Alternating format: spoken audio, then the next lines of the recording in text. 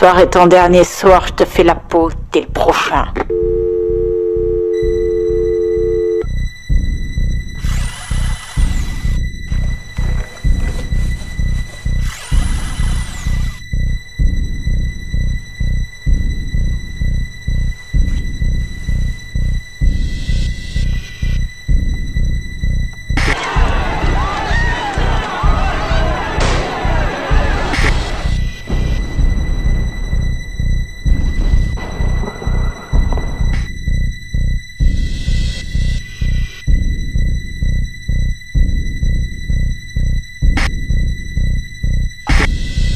Le corps de la victime a été retrouvé affreusement mutilé dans son camion.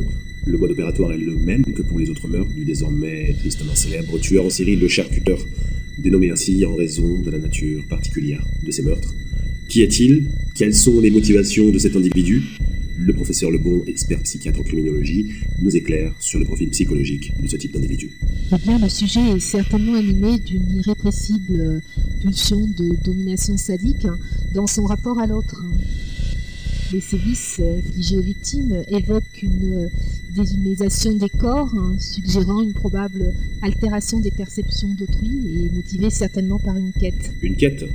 Il y aurait donc de la rationalité dans ces actes déments, professeur Lebon? Un but à atteindre? Oui, une quête parfaitement.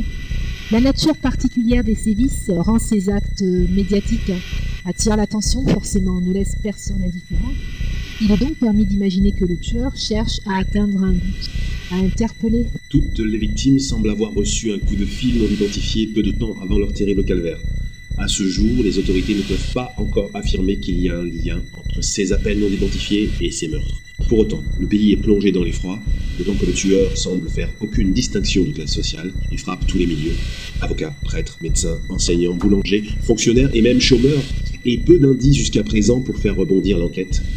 Nous vous rappelons qu'il vous est conseillé par les autorités de ne pas hésiter à vous adresser au commissariat le plus proche si vous avez des informations pouvant permettre à l'enquête d'avancer.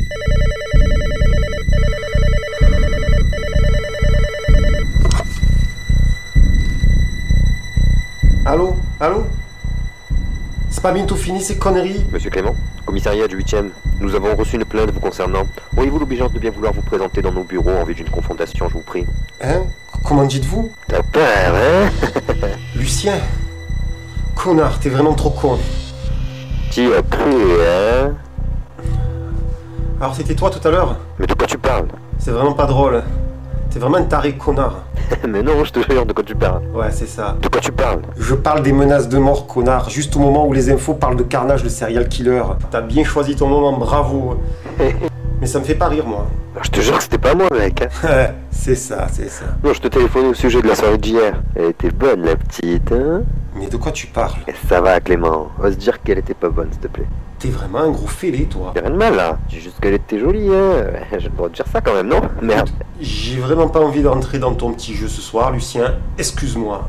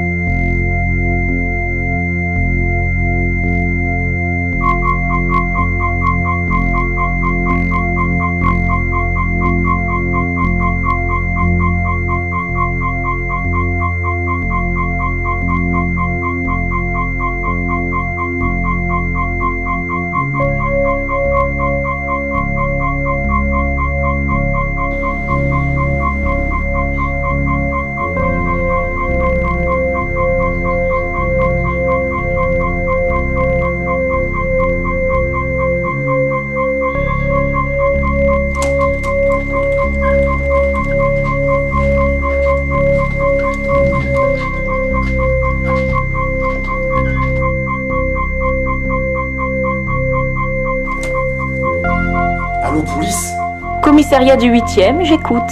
J'ai reçu un coup de téléphone anonyme, des menaces de mort. Je crois que c'était le carnage, le charcuteur, le tueur en série. Souhaitez-vous porter plainte, monsieur? Vous pouvez passer au commissariat maintenant ou demain dans la journée. Je ne veux pas quitter mon appartement. Je veux que vous envoyiez quelqu'un chez moi. Car je viens d'être menacé par Carnage, le charcuteur, le tueur en série. Du calme, monsieur. D'abord, comment savez-vous qu'il s'agit bien du charcuteur? La voix au bout du fil a dit que ce soir était mon dernier soir, qu'il allait me faire la peau. Que vous faut-il de plus? Gardez votre calme, monsieur. Nous enregistrons votre appel et demain, un inspecteur passera à votre domicile. À quoi bon passer cette annonce sur les chaînes de télévision au final si vous... Vous savez combien d'appels de ce genre nous recevons depuis qu'ils ont eu l'idée de diffuser cette annonce à la télé, monsieur? Non mais je rêve, bordel. On ne peut vraiment pas compter sur vous en cas de coup dur, hein. Monsieur, s'il vous plaît. Monsieur, je vais devoir accrocher, vous bloquez la ligne, là. Ah, parce qu'il n'y en a qu'une seule. Un tueur sévit et la police n'a qu'une misérable ligne téléphonique pour récolter les appels des citoyens menacés. Monsieur, nous faisons de notre mieux. Un inspecteur passera à votre domicile, au plus tard demain dans la journée. Bonne soirée. Pays de cons, hein.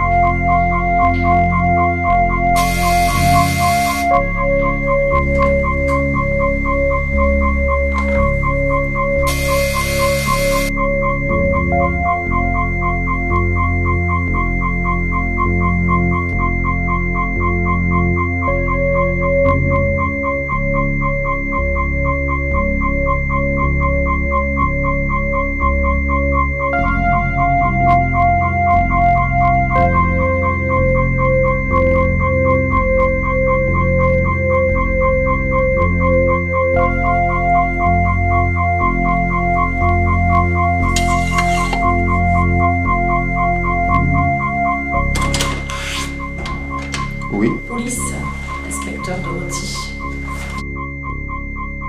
C'est vous qui avez appelé pour les menaces de mort? Il était pas trop tôt.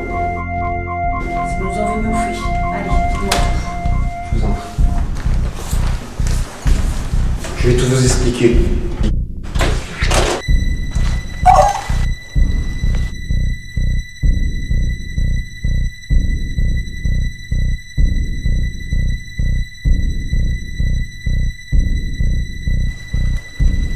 Ça y est? Tu te remets? Qu'est-ce que c'est?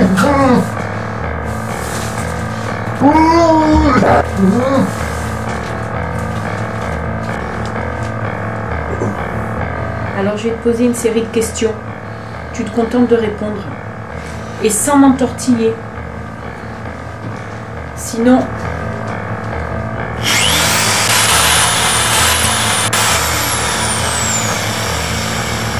Vous êtes malade. J'appelle la police, vous me gardez de cet à l'autre. La police ne viendra pas. Réfléchis. Comment je pourrais savoir pour la police quand tu as ouvert la porte? C'est à moi que tu as parlé quand tu as passé ton appel tout à l'heure, branché sur ta ligne téléphonique. De toute façon, la police ne sert à rien, surtout contre les gens comme toi. Tu vois de quoi je veux parler, bien sûr. Non, vraiment, tu n'en as pas une petite idée.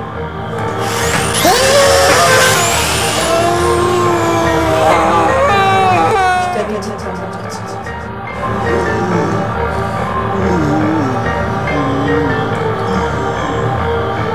je vais te montrer une photo. Tu vas me dire si ça me dit quelque chose. Juste oui ou non.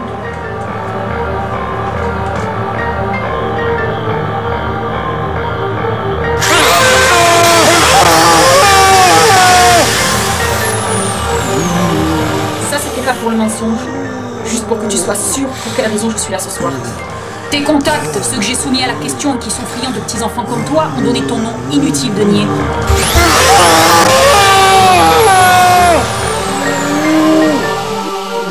En ce qui me concerne, j'en sais suffisamment sur toi. Et j'estime que ma méthode ne sera jamais aussi crapuleuse que vos actes. C'est Lucien, c'est Lucien. Ah oui, Lucien. D'autres sont déjà en train de s'en occuper.